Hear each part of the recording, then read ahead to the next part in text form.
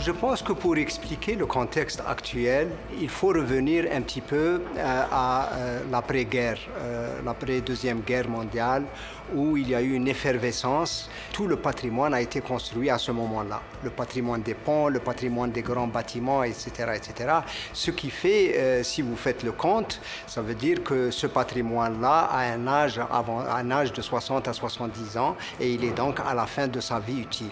Au Québec, on a 9000 ponts. Sur les 9000 ponts, 50% ont besoin d'être, sinon remplacés, au moins renforcés en urgence. Ce contexte-là ouvre bien sûr une opportunité pour la formation des compétences et des expertises en matière de réhabilitation, de renforcement, etc., des infrastructures dans le monde. Et à nous, comme groupe de recherche, c'est ça qui nous a motivés pour aller de l'avant avec notre chaire.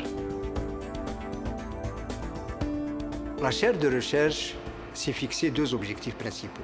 Le premier objectif, c'est l'approfondissement des connaissances sur le renforcement et la réhabilitation des infrastructures urbaines. Le deuxième objectif, qui est sous-jacent au premier, c'est le développement des matériaux de réparation, justement, qui soient performants et durables. Le développement du matériau qu'on va utiliser pour le renforcement de ces structures est crucial. Pourquoi? Parce que c'est un matériau nouveau qu'on vient coller sur de l'ancien.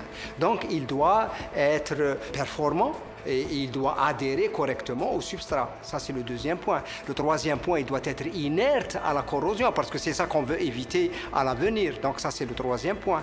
Il y a aussi le quatrième point, il faut qu'il soit d'application aisée. Donc ça donne donc à peu près l'ensemble des caractéristiques du nouveau matériau.